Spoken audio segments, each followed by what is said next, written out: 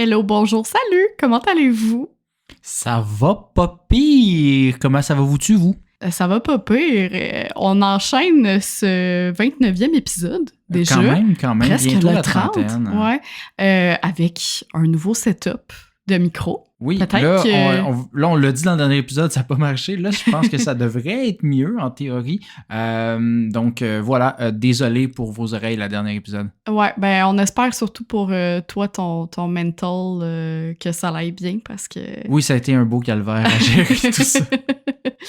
Hey, Will, de quoi on va parler aujourd'hui? Aujourd'hui, on va parler de sport et de loisirs. Donc, moi, je parle d'étymologie des sports et de choses qui tournent un peu autour de ça, en fait. Ouais, intéressant. Puis toi? Moi, je me penche plus du côté loisirs, jeux de société, d'où ça vient, les origines étranges de certains jeux que, clairement, vous ne connaissez pas, là. C'est des vrais pépites que j'ai trouvées. C'est Origin the Episode.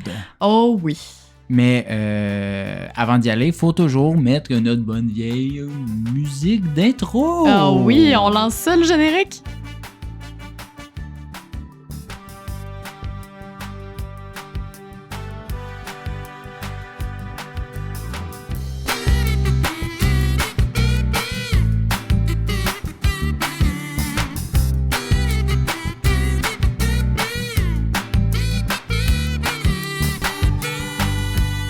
Aujourd'hui, Hélène, j'avais envie de parler de ce que je suis reconnu pour pratiquer énormément, c'est-à-dire le sport. Et aucun sarcasme ici, hein? Non, c'est ça, bien entendu sarcastique parce que j'ai pas de cardio, je sais pas patiner, je me suis blessé au genou la seule fois que j'ai fait du ski, mais ça veut quand même pas dire que je trouve pas de plaisir dans certains sports alors que je suis un grand fervent de la NFL, là, Effectivement. en plein play-off actuellement, et j'ai un certain plaisir à jouer au badminton, même si ça fait longtemps. Ouais. Cependant, en tant que grand nerd avec un grand N, ce qui m'intéresse plus, c'est l'histoire et l'étymologie, comme j'ai dit en intro. Du coup, aujourd'hui, mon intention est de vous parler de l'origine de différents sports et de leur appellation, ainsi que de l'origine du mot sport en lui-même. Puis je suis convaincu que vous allez trouver que ces origines sont très intéressantes. Comme dirait un site clickbait, « You will not believe the origin of this word, oh my God! » The 7 sports you didn't know about.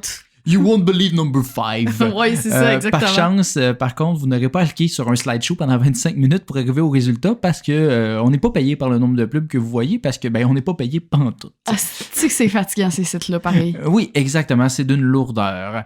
Mais sautons donc à pieds joints dans le sujet du sport en soi et sa toponymie.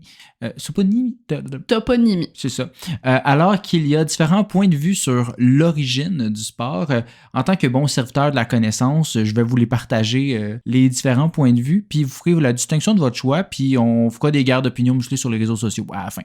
Ah, on se part un groupe Facebook de complot, là. Non, mais on part un groupe pour cette origine, puis un autre groupe pour cette autre origine, puis on va faire des guerres. Donc, d'un certain point de vue, on peut se dire que le sport existe depuis que l'homme est homme et que la femme était en cuisine. Très beau sujet à amener, ça. Merci. À peine misogyne. C'était ça dans le temps, malheureusement. Alors qu'il y avait des Jeux olympiques en Grèce antique, on s'en souvient. Effectivement. Puis aussi qu'on retrouve des preuves que les Égyptiens luttaient il y a plus de 3000 ans, ou encore que la gymnastique était pratiquée en Chine il y a 5000 ans. Okay. Donc, vraiment des activités physiques qu'on voit toujours aujourd'hui. Cependant, le mot sport n'existait pas à l'époque. Ah. Il y a deux choses qui s'y rapprochaient, soit le jeu et l'entraînement. Le jeu, comme on vient de parler des Jeux olympiques, c'est le mot jeu. Oui, j'allais dire les jeux de société, tu me laisses, ça, c'est ma partie. non, mais on peut parler quand même du jeu de paume, mettons, l'ancêtre du tennis. C'était considéré des jeux et non des sports, comme on dit aujourd'hui. Alors, je m'en vais faire du sport. C'était juste comme, on joue, plus que d'être cette notion-là. C'est un passe-temps, là. Ouais, on peut voir ça comme ça, des activités de divertissement. Je vais revenir d'ailleurs sur le jeu de paume un peu plus tard. Tu m'intrigues. C'est l'ancêtre du tennis, faut creuser là-dessus. Puis aussi, on classifiait la lutte et les arts martiaux, ou encore même la gymnastique, comme étant de la préparation au combat, soit de l'entraînement. Même chose si on pense à la course, la natation, l'escalade, etc. C'était pas juste pour dire « Hey, je vais être en forme », c'était genre « est-ce que je vais survivre ou être capable de chasser plus facilement? » Fait que c'était vraiment pour la guerre, etc. Donc, les sports existaient, mais c'était pas classifié comme des sports, ni vu comme ça. Est-ce qu'un arbre est un arbre si on ne sait pas que ça s'appelle ainsi? Mais mon Dieu, vous êtes philosophique ce matin, William? Ben oui, hein? Pas pire. J'ai J'aime pris ça. est-ce qu'on entend un arbre tomber, blablabla, puis je l'ai mis à ma sauce. Oui. C'était clair, hein? Oui. Donc, c'est ça, une question philosophique pour vous tenir réveillé cette nuit. Parce qu'en effet, le terme sport, surprenamment, là, j'ai été surpris de l'apprendre, c'est d'usage récent, soit seulement au 18e siècle en Angleterre. Ah, OK, c'est très récent quand même. Oui, le terme sport a pour racine le vieux français de sport, qui signifie s'ébattre. Pas genre des ébats... mais plus des pas ébats, des trucs coquins, là. C'est plus genre, justement, parler de divertissement et de pratiques agréables, comme les jeux, les discussions ou les plaisanteries pouvaient faire partie de sport. Tout en se battant. Non, pas tout en se battant. C'était juste considéré, c'est un mot plus générique, qui a finalement été importé par la chevalerie anglaise. Et par la suite, ce mot-là, il a évolué en Angleterre vers 10 sports, puis finalement juste par sport au 19e siècle. Ouais. À ce moment-là, rendu au 19e siècle, quand c'était rendu sport, c'était utilisé principalement pour décrire les passe-temps et les activités physiques effectuées par les aristocrates, bien entendu. Oui, c'est sûr. Donc, on parle ici, mettons, de jouer aux échecs, au billard, au polo, donc des activités de riches, parce que oui, l'objectif de ces sports-là, c'était de montrer qu'on avait assez de bidou pour avoir du temps libre. Tu sais, dire... dans les pauvres. C'est ça. Pourquoi est-ce que je fais de l'escrime? Tout simplement parce que j'ai pas besoin de me protéger de quoi que ce soit. J'ai des employés pour ça. C'est juste pour m'occuper pendant que des enfants travaillent dans des usines pour me faire du cash. C'est là que, tu sais, quand tu y penses, là, tu dis genre, les meetings de gros exécutifs blindés sur un terrain de golf maintenant, là, ça a un peu plus de sens. Ça vient de là. Ils n'ont pas besoin de travailler, juste de jaser en frappant des balles, histoire de se sentir important et prendre 3 heures pour prendre une décision qui aurait pu être réglée dans un coup de fil de 15 minutes. Donc, c'est vraiment une évolution de ces bons vieux aristocrates. Ces sports ont ensuite évolué en compétition et tranquillement en club. Il y avait des promoteurs de ces types d'activités qui proposaient des définitions plus officielles où on valorise la dimension motrice et la recherche de performance comme premier sens de la pratique. Donc, plus juste des passe-temps, mais vraiment dire « on performe ». Donc, toujours logique avec ces bons vieux riches qui ne veulent pas juste avoir du plaisir, mais montrer qu'ils sont les meilleurs. Ces sacrés gentilshommes. Wow, merci. Ceci étant dit, ces clubs ne font pas pour autant que les sports soient populaires auprès de la classe ouvrière, probablement trop occupés à s'assurer qu'ils vont être capables de manger à la fin de semaine. Il faudra attendre l'événement auquel je reviens malgré moi à chaque épisode sans faire exprès avant que les sports ne deviennent pratiques plus courantes. De quel événement s'agit-il selon toi, Hélène? Clairement une guerre, là. Oui, parce que je reviens toujours à la Première ou la Deuxième Guerre mondiale, malgré moi. Je fais pas exprès. Hein. C'est une petite obsession qui s'enligne pour être une très grande obsession, je dirais. Oui, malheureusement, oui, mais c'est que ça a vraiment déclenché beaucoup de choses au niveau de la société. C'est pas ma faute. Si Sacré tout est François Ferdinand. Quand même. Tout est lié avec lui. Mais c'est quoi le lien, en fait? Il faut se rappeler que la Grande Guerre, c'était avant tout une guerre de tranchées. Où il y avait 2 camps qui attendaient patiemment dans un trou que l'autre bord sorte du trou pour lui tirer dessus. Hein? Fait qu'il y avait beaucoup de gens qui attendaient puis qui faisaient pas grand-chose en arrière de ces tranchées-là, en attendant que le front avance ou se fasse gonner puis que ça soit leur tour d'y aller dans le trou. Donc, fallait divertir ces soldats-là qui attendaient en arrière. Donc, on organisait des activités telles que le football, le rugby et la boxe. Dans le fond, divertir ceux qui restent sur le banc. Oui, c'est ça. Fait que c'est comme l'inverse d'aujourd'hui. C'est ceux sur le banc qui jouent plus que l'inverse. Ouais. Mais ça. On en avait parlé justement dans l'épisode de Noël de la saison 1. Mais c'est pas la même chose parce que là, en fait, ils ont joué ensemble, tu sais, les 2 camps. Ouais. Sauf que, probablement, c'est parce qu'ils s'étaient pratiqués chacun de leur bord en attendant. Donc, parce que pour ceux qui n'ont pas écouté l'épisode, on parle de la trêve de Noël, trêve historique. Parlez-en pas plus. Oui, exactement. Parlez-en. Depuis quand tu me vois, toi? Ouais, c'est ça. Madame. Mais non, tout ça pour dire que sur Instagram, on avait mis une photo justement d'archives de soldats qui jouaient au soccer entre eux. Donc, voilà. Petite histoire, petite parenthèse. Yes. Donc, comme tu as dit, on peut remercier France Ferdinand et ses amis pour la Coupe du Monde, au final, parce que c'est grâce à eux que ces soldats-là ont commencé à jouer. Puis, en fait, eux, une fois qu'ils ont quitté le champ de bataille, ils ont continué à pratiquer ces activités-là parce qu'ils ont dit que finalement, c'est le fun, puis ils sont mis à jouer. Fait que là, la classe ouvrière a embarqué davantage à pratiquer ces sports. Du coup, le sport a progressé au fil des années pendant le 20e siècle, faisant place à de plus en plus de sports différents et de plus en plus de clubs sportifs n'accueillant pas seulement le 1%. Il y avait des ligues de garage, comme on dit. Bien entendu, ceci est un résumé des grandes lignes. Il n'inclut pas toutes les variables potentielles qui ont pu mener à ce que le sport soit plus pratiqué, tout en frustrant les courants de pensée qui considèrent considère que c'est juste une question de nomenclature là, que je vous parle, puis que, dans le fond, le sport, ça existait réellement, c'est juste qu'on ne l'appelait pas de même.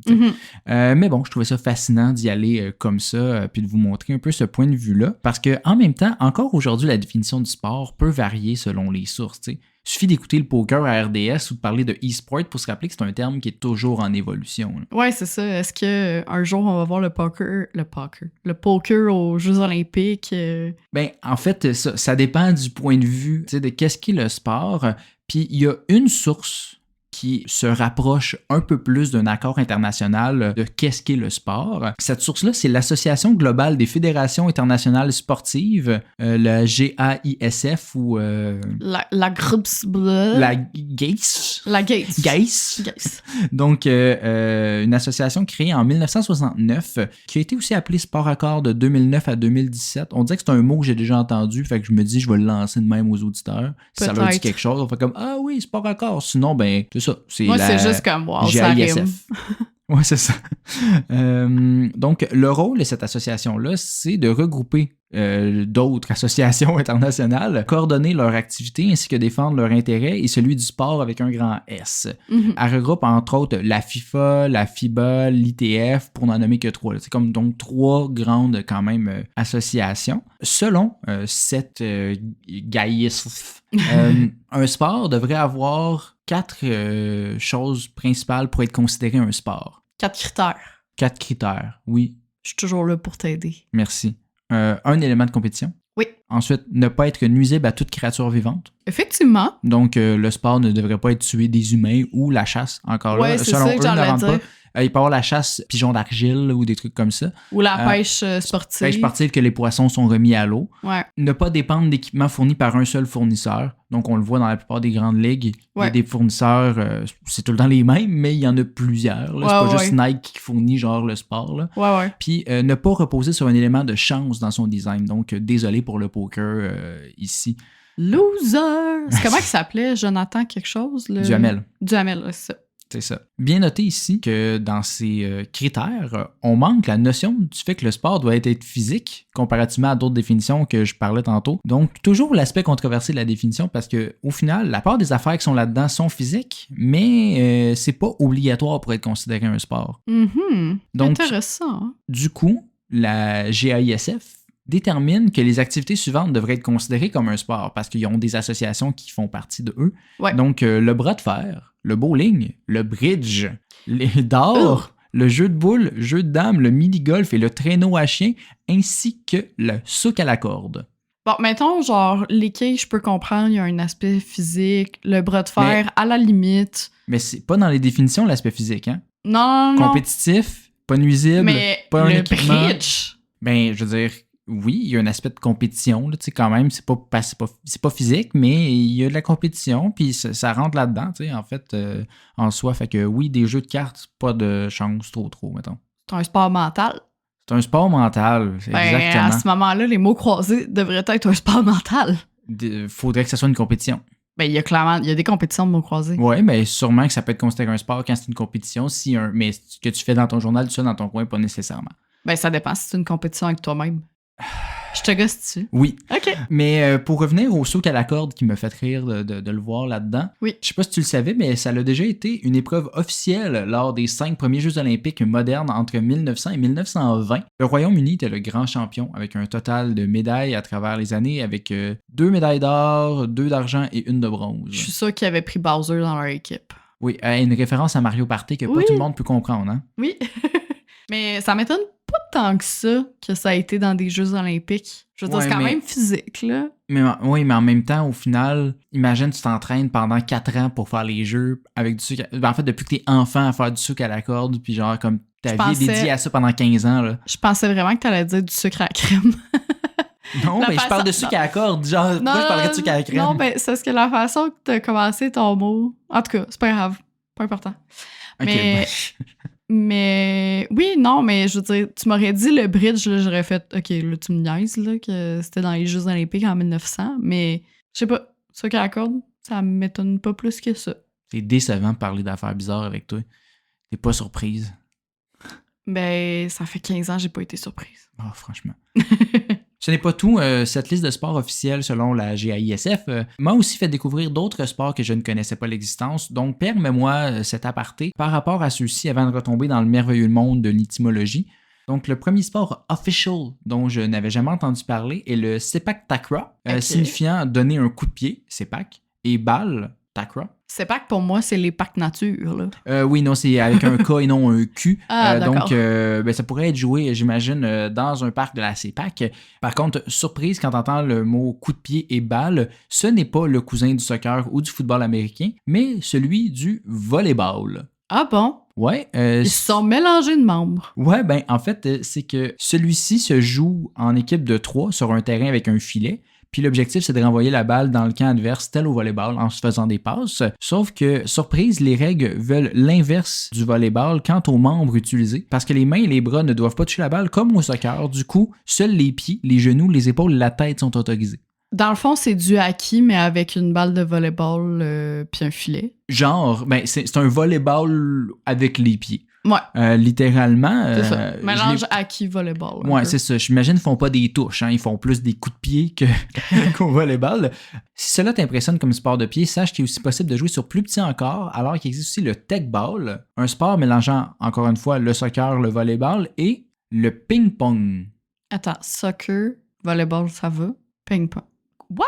Avec des raquettes? Non, c'est que en fait, c'est comme le sepak takraw, sauf qu'au lieu de jouer sur un terrain de volleyball, tu joues sur une genre de petite table de ping-pong en angle. Donc, oui, chaque équipe doit frapper le ballon 3 fois, comme au volleyball, puis avant de le renvoyer à l'adversaire sur la table. Donc, tu dois le kicker en l'air, puis sur une très petite table, sans utiliser encore une fois tes bras et tes mains. Je trouve que ma version était plus... Ma version mentale, là, que j'ai en ce moment. Ils tenaient une raquette entre leurs 2 orteils. Exactement. Ouais, là, c'est un peu intense, là, quand même, comme façon de faire. Mais c'est là, intense de mélanger 3 sports. C'est déjà intense kicker un ballon sur une très petite table en se faisant des passes. C'est du spikeball, mais l'ancêtre, en fait, du spikeball. C'est un spikeball à pied ping-pong, genre, mettons. Oui, c'est vrai, spikeball, c'est avec les mains. Mais c'est aussi un sport que je suis pas capable de faire. Non, mais ça, on n'a pas de coordination, c'est pour ça. Mais sache qu'il y a des efforts actuellement faits pour introduire le tech-ball aux Jeux olympiques, donc peut-être ça deviendra le prochain phénomène mondial, qui sait. Un autre sport dans la liste, c'est le canicross ou le canicourse, un sport athlétique de course à pied, avec 1 ou 2 chiens attachés à la taille. Donc, c'est une genre de variante de chien de traîneau, mais sans traîneau, puis pas mal plus tough sur le cardio. C'est ça. Mais le petit putou! Oui, c'est cute, mais après ça, où est la limite? Est-ce que c'est parce que ton chien est bon ou c'est toi qui est bon? Je sais pas trop. En tout cas, puis si, mettons, tu sais, c'est-tu comme au marathon que c'est la première personne qui a dépassé la ligne? C'est le chien? Le chien, c'est ça. J'imagine que c'est le chien qui gagne à ce moment-là. On l'avait dit, je pense, à l'épisode de la revue de l'actualité, là, un gars qui faisait un marathon avec la poussette. Oui, son kid. c'est ça. C'est son kid qui avait gagné le marathon. Ouais, mais là, ça, c'est un sport d'équipe. Le marathon, normalement, c'est individuel, mais là, c'est en duo avec ton chien, genre. Fait que, voilà, c'est toi et lui qui gagnent. Une autre variante de ce sport-là est ce qu'on appelle le ski joring ou le ski athlé, qui est un Comment sport... t'appelles? Le ski joring. Ah, OK. Je pensais que tu disais ski touring. Parce que là, je suis comme, c'est de la randonnée alpine. Arrête de juger mon anglais. Non, c'est pas ça. Ben, j'étais juste comme, de la randonnée alpine, oui. Non. C'est un sport d'origine scandinave. Puis peut-être que tu me vois venir en parlant de ski athlé. Mais il s'agit d'une discipline de quelqu'un en ski qui se fait tirer. Mais cette fois-ci par un cheval ou un poney attelé.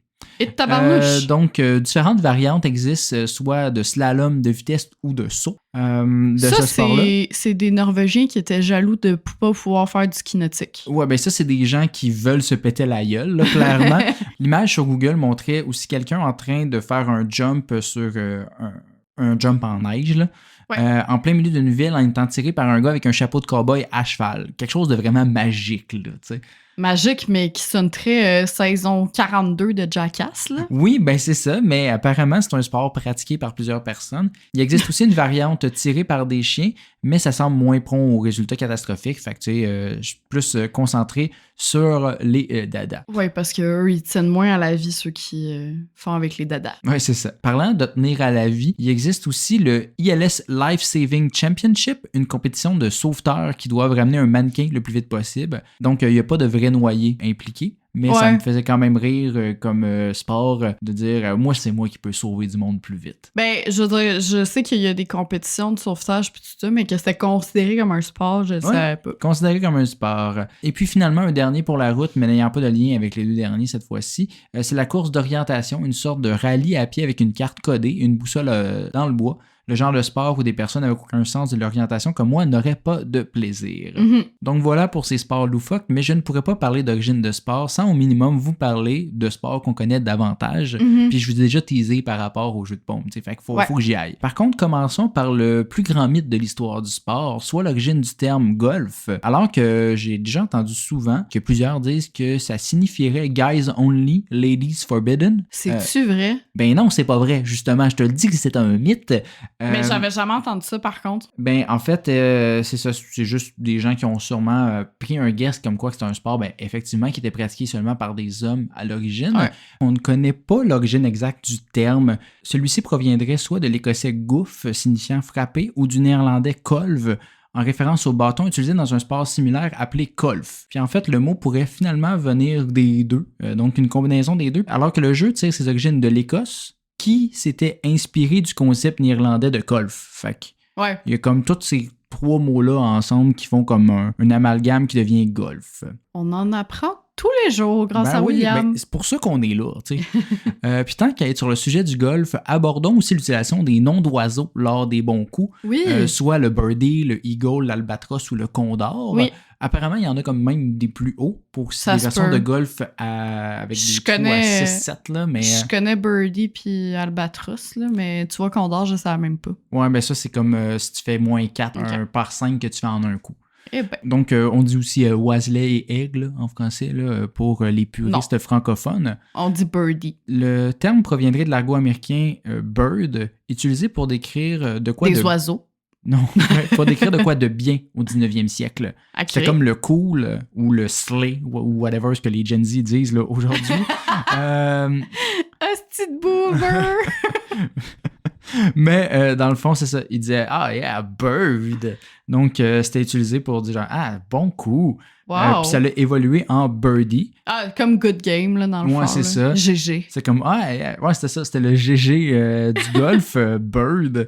Puis c'est devenu birdie, puis on a gardé la thématique d'oiseau en grossissant à chaque fois que le coup était meilleur. Donc c'est devenu un aigle, un albatros, un condor. Taclons maintenant les termes football et soccer. Il faut savoir qu'historiquement, les clubs populaires de soccer étaient regroupés dans une association fondée en 1863 nommée Association Football. Ils sont pas fait chier. Hein. C'est l'association de football s'appelle Association Football.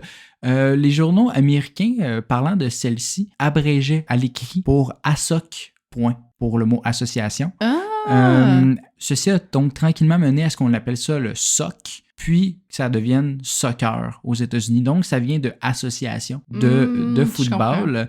Quant au football américain, j'avais entendu que ceci provenait de la longueur du ballon, qui était d'un pied. Ce qui serait logique. Mais non, c'est pas ça. En fait, c'est 11 pouces. Fait que c'est presque un pied, mais c'est pas ça. Encore des mensonges!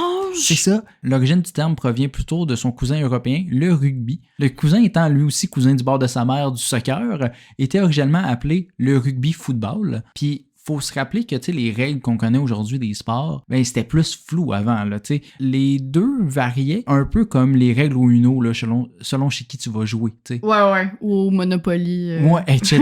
là, c'est ça. Les deux permettaient de façon variable l'utilisation des pieds et des mains malgré leur nom de football. C'est plus tard que les règles se sont codifiées puis que le rugby a tranché davantage pour l'utilisation des mains, tandis que le soccer, lui, plus les pieds. Par contre, le mal était déjà fait quant au terme football et celui-ci avait déjà été importé aux États-Unis, qui ont décidé de leurs propres règles, comme on fait au Canada et à l'Australie avec leur football et avec des règles différentes aussi de leur côté. Donc, c'était inspiré du rugby qui s'appelait rugby football, puis au final, ça l'a évolué. Donc, c'est de la faute au rugby si les Américains ont l'air cons aujourd'hui. Fucking rugby! Yeah! Terminons maintenant, tel que promis, avec l'origine du bon vieux tennis. Tel que mentionné tout à l'heure, celui-ci provient d'un sport nommé le jeu de paume. Celui-ci était initialement pratiqué à main nue ou avec des gants de cuir avant de devenir un sport de raquette. D'où l'histoire de paume. Oui, d'où la paume. Hein? C'est avec la paume de ta main que tu frappais la balle. Pas avec ton poing. Tu peux, j'imagine, mais ça doit pas être pratique. Cependant, ce n'est pas tout le monde qui était capable de se payer les dites raquettes, puis les paysans, bien entendu, ont continué à jouer avec leurs mains. Ces pauvres gueux étaient d'ailleurs surnommés à l'époque les vilains. Parce que oui, le terme utilisé aujourd'hui pour décrire le Joker et tout autre être abject provient du fait que les riches trouvaient que les pauvres étaient méprisables et dégoûtants. N'est-ce pas merveilleux quand même? Ben là, on parle de la plèbe quand même, c'est Ben, normal. C'est ça, exactement. Tout ça pour dire que c'est de là que provient l'expression française « jeu de main, jeu de vilain ». Qu'utilisait ta mère lorsque tu te chamaillais avec tes frères. Ouais, l'expression préférée de Catherine, je pense. C'est ça, expression qui veut dire des chamailleries qui finissent toujours mal ou en catastrophe, là, ou que ça va, tu vas finir par te péter la gueule, pour vrai. Parce que, ben c'est ça, les pauvres jouaient avec leurs mains, donc jeu de main, jeu de vilain. Fait que ma mère nous traitait de pauvres. Elle vous traitait de pauvres en vous disant que vous n'étiez pas capable de vous tenir, gang de pauvres. Quant au terme tennis, celui-ci provient du fait que les joueurs français s'écriaient généralement « tenez » juste avant de lancer la balle et que les Anglais comprenaient « sweet fuck all », fait qu'ils étaient comme « ah, tennis ». Oh, wow, OK! Ouais, fait que c'est ça a été devenu tennis pour les Anglais, puis ça a été repris finalement par les Français aussi. C'est tellement poli, un jeu de tennis français. Tenez la balle. Autre transposition, au tennis, on utilise le terme « love » pour décrire quelqu'un qui a 0 point. Surtout en anglais, là, on va dire « love 15 », donc 0-15. Ceci vient aussi d'un terme utilisé au jeu de paume, hein, tout ça vient de là, où ce qu'on disait « l'œuf » au lieu de 0, parce que un 0, c'est à la forme d'un œuf. Puis encore une fois, les Anglais étaient comme I don't understand love. Oui, clairement avec cet accent-là. C'est ça. Mais il essayait de parler avec un Français. Oui, mais ouais. Il n'y avait pas un accent français. C'était un semi-british français. C'est un gars qui était en 2 pays. C'est Paul Taylor. C'est ça, c'est Paul Taylor. Mais parlant des scores, justement, au tennis, on parle de 15, 30 et 40. Oui. Les points, ce qui est vraiment weird. Puis ça provient de 15, 30, 40, la loterie. Non, du jeu de paume. Donc, oui. initialement, le terrain était de 60 pieds de chaque bord, avec des lignes au sol à 15, 30 et 45 pieds. OK. Chaque fois qu'un point était marqué par un joueur, il devait s'avancer de 15 pieds sur le terrain. Donc, il y avait comme moins de terrain qu'il pouvait utiliser, j'imagine, pour faire un peu plus de compétition puis donner plus de chance à l'autre. Du coup, les points ont été comptés indirectement de cette façon-là. Tu étais à 15 points, 30 points, 45 points. Puis pourquoi est-ce qu'on parle de 40 et non 45? Ben parce que 40, c'est moins long à dire que 45.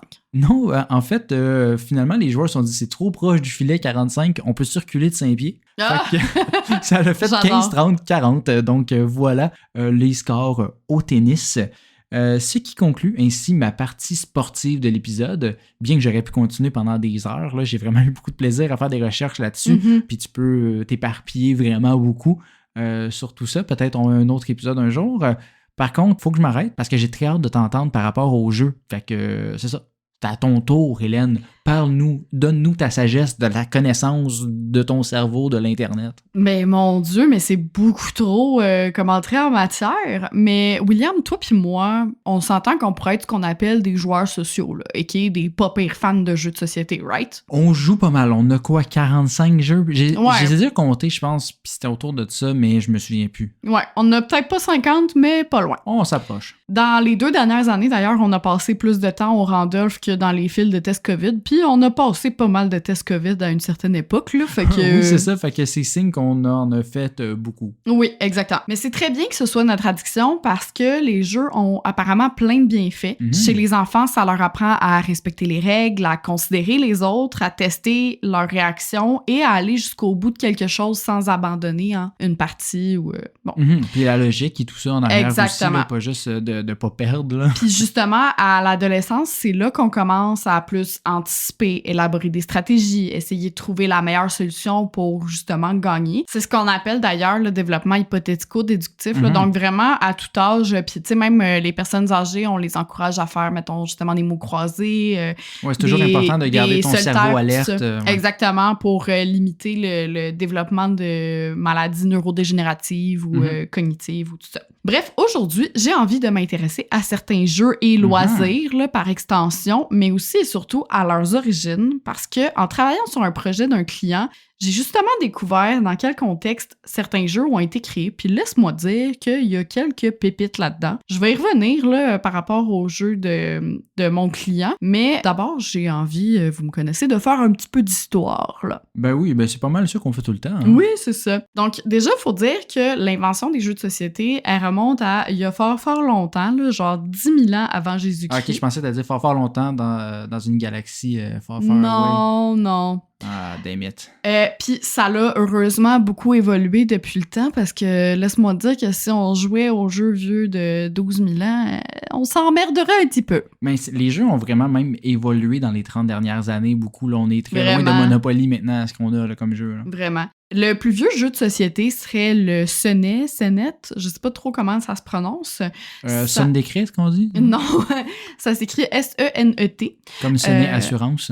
Non, ça c'est S-O-N-N-E-T. Ah, damn it. Mais là, je sais pas pourquoi je l'ai appelé, on n'est pas commandité par eux. Bref. Peut-être un jour. Hein. Peut-être un jour. Bref, la création du sonnet daterait de l'Égypte antique. Donc, les historiens s'entendent pas tous sur son fonctionnement puis les règles, mais ça aurait entre autres inspiré le backgammon, les échecs, les dames puis d'autres jeux de plateau en damier même, là, du hein. même type. C'est comme le père de tous ces jeux-là. Ou la mer. Ou la mer, effectivement. Ben, le sonnet serait d'ailleurs davantage un rituel pour t'aider à entrer en contact avec les divinités qu'un jeu à proprement parler. Là, souvent, les pions, il y avait la forme de certaines divinités, puis on disait qu'en les déplaçant, ben, ça te permettait de rentrer en contact avec eux. Le but, c'était pas vraiment de gagner, là, c'était plus d'accéder à un certain au-delà. Si il y avait un peu de ça aussi dans les sports que j'ai pas parlé, mais tu sais qu'il y avait beaucoup d'activités physiques, c'était des jeux, mais que c'était pas... c'était un rituel par rapport les gagnants allaient être favorisés par les dieux, exact. etc. Là. Fait que ça me surprend pas comme origine pour les jeux de société aussi. Là. C'est ça. Puis un autre jeu de l'époque, c'est celui du chien et du chacal. Grosso modo, t'as un joueur qui avait le chien, l'autre qui avait le chacal, et l'objectif, ben, c'était d'arriver en premier à la fin du parcours. Rien de très compliqué. Okay, là, pas comme de dire vous allez mourir comme des chacals, bande de chacals. Oui, non, c'est ça. C'est pas de Astérix, même si peut-être que c'est le jeu que les courtisanes jouaient là, dans le film. J'ai fait des recherches pour essayer de trouver. Pour vrai? Oui, mais j'ai pas trouvé.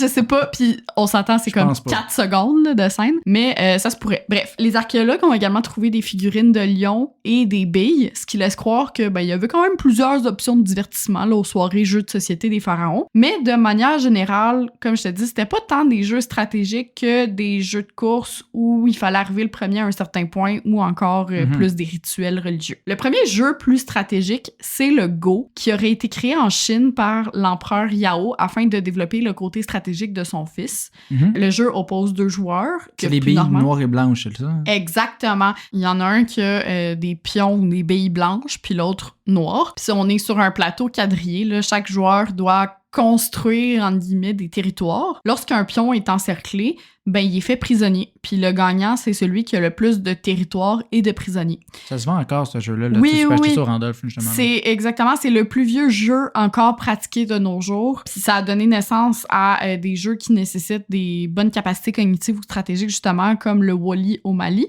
Le Wally au Mali? Le Wally au Mali. La Wally en Côte d'Ivoire, un jeu que nous, on a ici à la maison. Puis OK en Haïti. Donc, pour les personnes qui connaissent pas ces jeux-là, t'as comme 2 planches ou bûches contenant chacune 6 trous creusés. Dans chacun des 12 trous, il y a 4 graines de la taille d'une olive à peu près. Puis l'objectif, ben, c'est de faire le parcours en récupérant le plus de graines, là, grosso modo. Je vous laisserai aller épiloguer la question sur les internets.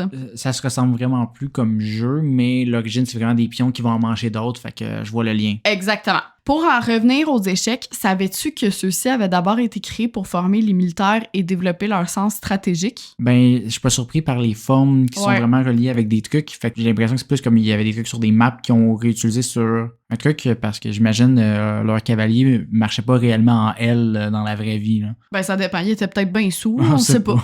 Mais ils sont apparus autour du 6e siècle dans le nord de l'Inde ou l'est de l'Iran. Là, on n'est pas trop sûr. Puis ils ont été créés pour simuler des batailles entre les armées. Faut dire par contre qu'à l'époque, ils étaient joués avec des dés pour aléatoriser chaque mouvement. Fait que c'est pas toi qui choisissais justement de déplacer ton cavalier ou ton pion. Ouais, parce que tu contrôles pas tous tes gens dans l'armée. Des fois, il y en a qui sont un peu craqués, qui marchent en L, justement. Exactement. Puis, petite parenthèse sur les échecs aussi, tu te demandes peut-être d'où vient l'expression échec et mat. Non. Ben, je vais te le dire pareil. Okay. Cool. C'était sec, ça? Bien, ça viendrait du persan Shah-mat, qui veut dire roi sidéré ou pétrifié. Fait que quand t'arrives devant le roi puis que tu le mets en situation d'échec et mat, il est en Shah-mat. Il est comme « Oh my God, je peux plus bouger. Rien faire, je peux pétrifier, pas bouger. » Exactement. Si on regarde en termes de popularité, le Monopoly, là, qui est apparu aux alentours de 1904 et le Scrabble aux alentours de 1955, reste clairement indétrônable là, dans le monde, là, je parle. Scrabble, je comprends. Monopoly, j'ai aucune idée pourquoi que les gens aiment ça. Là. C'est parce que les règles sont plutôt simples. Des enfants de 6 ans comme des vieux de 99 ans peuvent y jouer. Désolé, les centenaires. Après ça, sera dans une autre vie. C'est 9 à 99, c'est tout le temps ça. Exactement. Elisabeth Magie, qui serait la mère du Elisabeth Monopoly. Magie? Oui! Oh. Ce serait la mère du Monopoly. Sauf que elle, à l'époque, elle appelait ça « The Landlord's Game », donc le jeu du propriétaire, si on veut. Elle a conçu ce jeu pour dénoncer la nature antisociale des monopoles au début du 20e siècle. Sauf que comme le jeu était considéré trop politique, il n'y a aucun éditeur qui voulait le commercialiser. Fait que c'est le chômeur Charles Darrow qui a repris l'idée dans les années 30 en achetant le brevet de magie pour la modique somme de 500$. Et après... Pour l'époque, j'imagine, c'est quand même bon, 500$, mais après ça, mais tu sais, il a fait... milliards que ça l'a fait, Monopoly, maintenant. Il a négocié, il a réussi à le commercialiser, puis lui, il a fait fortune, là. Fait que, tu sais, à ce jour, il se serait vendu pas moins de 275 millions d'exemplaires du jeu. Puis chaque saison, il y a une nouvelle version qui apparaît, là, Monopoly Harry Potter. Tu sais, je serais pas surprise qu'il y ait genre Monopoly Squid Game ou Too Hot to Handle ou des trucs comme ça. Si quelque chose de populaire, ça existe en Monopoly. Ouais. Mais tu sais, c'est fou à quel point... c'est un jeu qui a été fait genre, hey, regardez à quel point c'est inéquitable la vie. L'objectif du jeu, c'est que t'aies pas de plaisir, tu sais. Oui. c'est vraiment ça. Je sais pas, moi, une game de Monopoly, de temps en temps, ça fait vraiment longtemps que j'ai joué, là, ça doit faire 15 ans. Oui, mais je sais pas, de temps en temps, ça peut être le fun. On dirait, il y a vraiment, tu sais, comme, parce que c'est de plus en plus le fun pour une personne, puis de moins en moins fun pour les autres. Ouais, je comprends ce que tu veux dire. Fait que, comme, au début, ça va, puis à un moment donné, t'es juste comme, je suis tanné, je suis plus capable, puis, tu sais, j'ai rage quit des games de Monopoly dans ma vie. Là. Ah, oui, non, c'est sûr. Je connais du monde aussi qui ont rage quit, mais, tu sais, ça doit faire, c'est ça, 10-15 ans que j'ai pas joué, mais il me semble, genre, j'aimerais ça rejouer juste. Je sais pas si c'est juste la nostalgie. Ouais, je pense que c'est ça. Mais en tout cas, bref, un peu dans le même type, Destin, le jeu de la vie, il a pas été toujours aussi joyeux que la version que mes parents ont au chalet, là, qui est colorée, là, la version actuelle. Ouais, parce que j'imagine que dans le temps, tu peux pas être informaticien comme aujourd'hui dans la version du jeu, fait qu'il y a eu quelques modifications. Non, c'est ça. Apparemment que les premières versions datent des années 1860 quand même. Ah, quand même. Puis elles comportaient des cases comme disgrâce, faillite, pauvreté, prison et même suicide. Ça te coupe une game assez vite, là. Hein? Là, tu dois te dire, c'est qui le psychopathe derrière ça? Eh bien, c'est Milton Bradley, qui est aujourd'hui... clairement pas heureux. Hein? Non, ben aujourd'hui, c'est une compagnie de jeux de société très connue. Là. Milton, il vivait une période difficile. Oui, ben je m'en doute. En fait, il a été ruiné parce que Abraham Lincoln s'est fait pousser la barbe. J'ai besoin d'explications. C'est pas des blagues, là. Milton, il était lithographe ou imprimeur-graveur, là, si vous voulez. Il connaissait un succès considérable à l'époque, étant donné qu'il possédait une des seules machines de lithographie au Massachusetts, à part celle à Boston. Là. Le 6 novembre 1860, Abraham Lincoln il est élu président. Fait que là, Bradley, il imprime des milliers de portraits de Lincoln en se disant, ben, ça va se vendre comme des petits pains chauds. Hein. Ben oui. Le problème, c'est que les portraits, ils présentaient un Lincoln imberbe, parce qu'à l'époque, il n'y avait pas de barbe.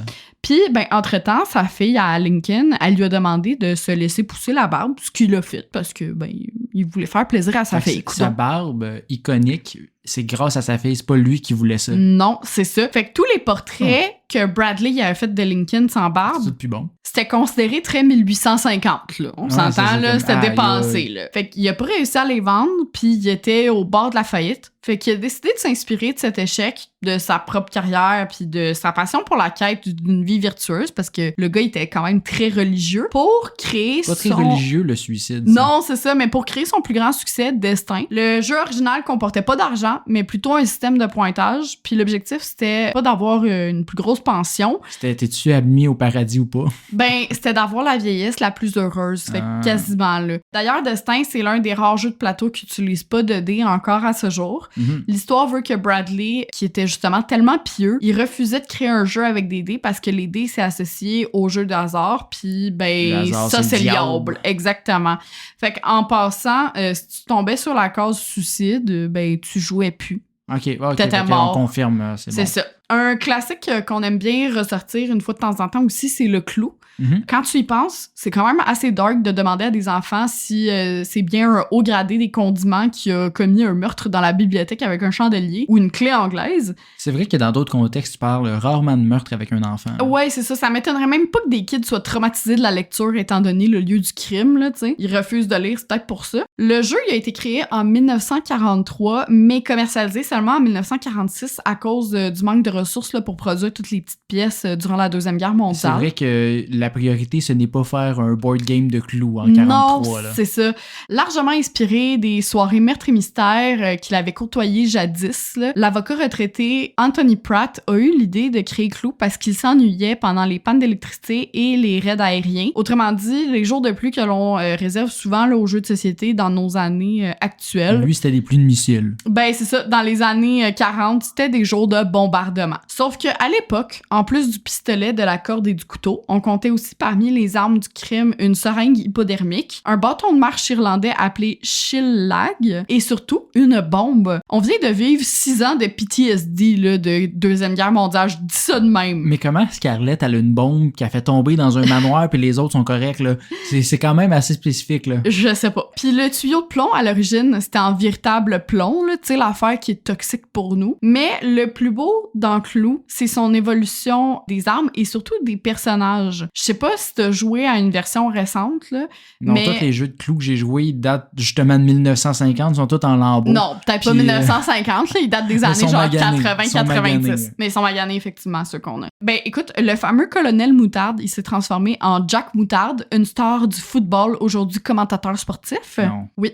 L'archéologue Violette est devenu un concepteur de jeux vidéo richissime. Pourquoi? Le poison a été remplacé par un flacon de pilule, très dark. Et on a ajouté un trophée aux armes potentielles, étant donné qu'il y a une salle des trophées aussi. Et de son côté, le manoir compte désormais un spa et un cinéma maison, vu que personne ne sait vraiment ce qu'est un conservatoire. Je pensais que ça allait être rendu une salle VR, puis on veut attirer les jeunes, mais c'est quand même weird. Mais je comprends que tu veux pas glorifier les colonels, I guess. Je sais pas si c'est pour ça que tu serais tiré de l'armée, mais... Je pense qu'il voulait être plus hype. Hey, c'est ça. Hey, les jeunes, on aime ça le football, on aime ça TikTok. Parce que, tu sais, c'est ça, ils ont enlevé le conservatoire, ils ont remplacé ça par le spa, c'est bien plus... Mais je sais pas non plus ce qu'est un conservatoire. Là. Mais il y a personne qui le sait.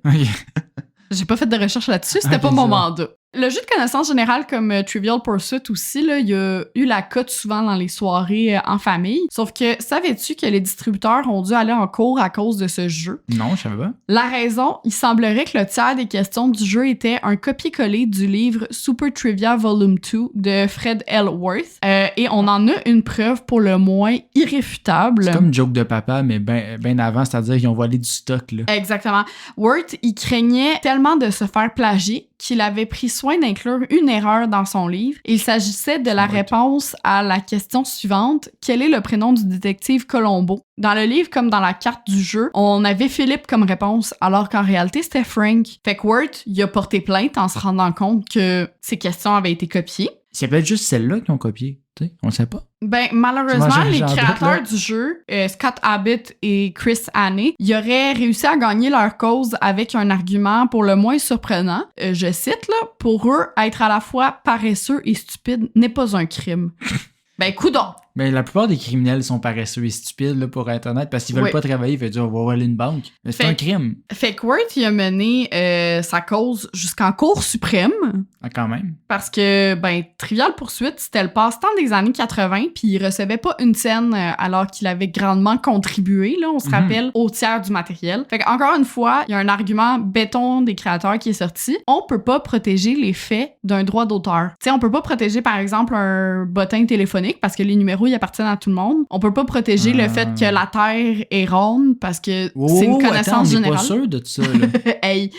Mais peu importe si une personne a passé des heures à collecter toutes ces infos, c'est son problème, c'est juste du fait général et non comme une création qu'il a faite. Ouais, puis tu sais, si c'est rephrasé comme nous, tu sais, on reprend l'information que d'autres personnes ont fait des recherches, mais on les rephrase, on les remet à notre sauce, notre façon de contribuer à tout cet univers de connaissances. Puis un des favoris des plus jeunes maintenant, le fameux serpent à échelle. Ouais. Si je te dis que c'était autrefois utilisé en Inde pour terroriser les gens, est-ce que tu me crois? Est-ce que les gens avaient peur des échelles ou juste des serpents? Peut-être passer sous une échelle quand il y avait un serpent, je sais pas. Mais tu peux pas passer en dessous, tu peux juste passer dessus dans le jeu. Là-bas, le jeu s'appelle Paramapada Sopanam, ce qui signifie l'échelle du salut. Pas Parapapampam, là. Non. Okay. Il est pratiqué depuis des millénaires et fait intégralement référence à l'hindouisme. Hein. Okay. Dans le fond, le salut, c'est le but ultime dans cette religion, tandis que les serpents, ben, ça représente tout ce qui est tentation. Sauf que si tu tombes sur un serpent, tu faisais pas que chuter de quelques cases. Là. Tu mourais et tu devais recommencer ta vie. Donc, tu recommences le jeu au complet. Un peu comme Destin. Ouais c'est rough, un peu pareil. Hein? C'est ça, un peu comme Destin. L'objectif, c'était de montrer qu'une seule petite erreur pouvait tout changer. Puis au fur et à mesure que tu avançais dans le jeu, tu devais faire face à des défis en lien avec la vanité, la vulgarité, le vol, le mensonge, l'ivresse, la dette, la cupidité, l'orgueil, le meurtre et la luxure. OK, fait que chaque serpent représentait un de ces éléments. Exactement, une de ces tentations-là. Puis tu t'en doutes, c'était quasiment impossible de se rendre au bout sans tomber sur plusieurs tentations. C'est pour dire que c'est seuls les plus vertueux peuvent se rendre au bout. Exactement. Mais revenons un peu dans le temps, comme je te l'ai mentionné plus tôt. C'est mon bruit de bouche de retour. Du beau ASMR, ça. Comme je te l'ai mentionné plus tôt, à mon ancien emploi, je travaillais pour un média qui avait créé une plateforme de jeux en ligne du type mots croisés, sudoku, casse-tête, etc. Puis l'un des jeux qu'on retrouvait sur cette plateforme, c'est celui des 7 différences. J'avais fait des recherches sur l'origine et j'ai, ma foi, été fort surprise. C'est qu'hypothétique, là. Je l'ai pas trouvé partout, mais il faut... C'est peut-être pas vrai. C'est peut-être pas vrai, mais... J'ose croire que c'est vrai parce que ça m'étonnerait pas. On est au 18e siècle. Louis XIV pose pendant des heures alors qu'on lui refait le portrait. Ouais, on lui refait le portrait, on fait son portrait. Et qu'est-ce qu'on fait une fois qu'une peinture est terminée? Ben évidemment, un vernissage, hein, il faut l'exposer, surtout si c'est une peinture du roi. Il y en a des peintures de Louis XIV là-bas, là. Et mon Dieu, oui. Mais Louis, c'est un grand joueur qui craint que sa cour s'ennuie à force de tout le temps voir des portraits similaires de lui. Quand même 70 ans de portrait de Louis, là, maintenant. Là. Fait qu'il a une idée. Probablement même plus parce que 70 ans, c'est son règne, mais tu sais, il a été peinturé quand il était enfant pis tout ça. Il demande qu'on reproduise exactement les mêmes portraits en prenant toujours soin d'inclure de légères différences dans les copies. De cette façon, ben, les invités s'ennuieraient pas devant le tableau parce que il y aurait un jeu à faire, c'est-à-dire de découvrir c'est quoi les différences entre les différents portraits. Ah, mais ça doit être fucking chiant pour un peintre faire exactement la même peinture deux fois, puis c'est pas des petites peintures, là. Ben, c'est pas les mêmes peintres nécessairement qui refaisaient mais quand même, c'est assez, la peinture, là, ouais. De la job. L'histoire veut que ce soit le prince Maurice de Saxe qui fut le premier à trouver toutes les différences. Fait que pour le récompenser, on lui a donné un cheval blanc. Ah, ben bravo Maurice, beau cheval blanc. Aujourd'hui, on a juste un... Bravo. Ouais, c'est pas un sport. Non. Mais c'est la différence. Non, c'est pas un sport, puis on n'obtient pas de cheval blanc à chaque fois qu'on réussit. Non. Autre activité qui tire ses origines de la noblesse, le billard. Au 15e siècle, la cour du roi Louis XI, ça donne à une variante du jeu de croquet, le billard de terre, qu'on appelle. Okay. En gros, avec une crosse recourbée appelée bille, tu dois taper sur une boule en bois pour la faire passer sous des petites arches. Là. Fait que c'est vraiment plus du croquet que du billard. Là, ouais, c'est juste qu'on appelait ça le billard de terre. Sauf que Louis XI, qui adore ce jeu, mais qui souffre de maux de dos atroces, trouve ça difficile de continuer à se pencher. Fait que, comme c'est le roi, ben pas le choix d'adapter le jeu pour le pratiquer à hauteur du bassin, donc sur une table. Et progressivement, les arceaux... penché pareil sur une table de billard, mais... Ouais, mais pas autant. Ouais. Progressivement, les arceaux disparaissent, un peu comme toi, tu parlais avec le jeu de paume qui s'est transformé en tennis ou le rugby qui s'est transformé en football. Et pour rendre hommage à son ancêtre, donc le billard de terre, le tapis d'une table de billard est vert parce que ça représente la pelouse sur laquelle on jouait. Exactement. Bon, là, je suis persuadée que tu connais pas le jeu du Colin-Maillard, ou peut-être t'en as déjà entendu parler. C'est très populaire en France, mais au Québec, on dirait que... Mais pour moi, c'est juste la tag, là. Ben, c'est ça. C'est un peu comme une variante de la tag ou du jeu du chat et de la souris, sauf que la tag ou le chat a les yeux bandés. Puis il doit toucher les autres joueurs puis deviner de qui il s'agit. C'est Marco Polo, pas dans l'eau, là. Exactement. Très sécuritaire, là, tu comprends. C'est ça, un pourquoi... enfant qui va se péter la gueule assez vite dans ce jeu-là. Tu comprends pourquoi on y a joué genre une fois à ma fête de 7 ans et plus jamais. Bref, que c'est ce nom-là de Colin-Maillard? C'est un nom très français, j'en conviens. Qu'est-ce que ça mange en hiver? La légende veut qu'un maçon du nom de Jean Colin est parti à la guerre contre les troupes du comté de Louvain qui avaient envahi la ville de Liège. Là, donc, pour vous situer, c'est ça, on est en Belgique, au 10e siècle. Jean Colin, il était armé uniquement d'un maillet, fait qu'on lui a donné le surnom de Maillard à cause de son maillet. Puis durant une bataille, il aurait perdu la vue, mais il continuait à frapper ses adversaires à l'aveugle. Mais il continuait de frapper ses adversaires à l'aveugle. De là est né le jeu du Colin-Maillard. Puis fait qu'aujourd'hui, tu sais, c'est vraiment moins dark, là, comme jeu, on s'entend. Mais c'est ça, il était ailleurs, il était aveugle. Un soldat qui varge dans... il varge un peu partout. Ben oui. Un peu dans le même style, le Marco Polo dont tu parlais, là, justement, c'est un peu un Colin-Maillard, mais dans la piscine. Il tire son nom d'une explication un peu similaire. Ça aurait été donné en hommage au grand explorateur vénitien Marco Polo, exactement. Fort, hein? Oui. Qui, semble-t-il, ne savait pas toujours où c'est qui s'en allait. Fait que... juste dire, check-là, il sait pas où ce qu'il va, il a les yeux fermés. C'est ça, raison pour laquelle, contrairement à la tag, il faut fermer les yeux au Marco Polo. Mais dans les jeux vidéo aussi, il y a des histoires originales. Je pense entre autres à Minecraft. De base, c'est l'invention du Suédois Marcus Persson qui visait à démontrer les possibilités du langage de programmation Java. Fait que le gars, il est passionné de jeux et tout ça, mais il comptait pas nécessairement faire un jeu. Non, mais il pensait pas que ça allait faire un phénomène planétaire. Exactement. Puis de base, le jeu, t'aimais pas genre de vue du personnage, c'était de haut, puis c'était vraiment supposé être un autre jeu complètement. Là. C'est ça. Les combats avec les zombies, squelettes et dragons, c'était pas prévu. Mais c'est vrai que le programmeur s'est largement inspiré justement de tes jeux préférés, dont les Lego. Et voilà pour ma partie. Je me demandais, y a-tu un jeu que t'es comme, wow, jamais je me serais douté que c'était ça son origine? Ou ben que tu sais ça t'a plus mis moi, plus surpris disons. Ben moi je suis surtout outré par Clou, mais c'est plus sur la suite des choses puis la bombe. Moi c'est la bombe là, qui m'a comme un peu fucké, mais outre que ça, c'était vraiment intéressant comme épisode. Moi c'est destin là, de savoir que c'est de la faute à Abraham Lincoln qu'on a ce jeu là, c'est fou. Puis de sa barbe, surtout, là, tu sais, c'est même pas un truc auquel on aurait pensé. Fait que, écoutez, c'est ce qui met fin à notre épisode. Oui, merci de nous avoir écoutés. Comme toujours, j'espère que vous avez apprécié tous ces nouveaux petits factoïdes de votre vie. Oui. Si vous en voulez d'autres, ben... suivez-nous sur les réseaux. On est là, puis on publie assez souvent sur Facebook, TikTok, Instagram. Vous pouvez aussi vous abonner sur Spotify, Apple Podcast, YouTube.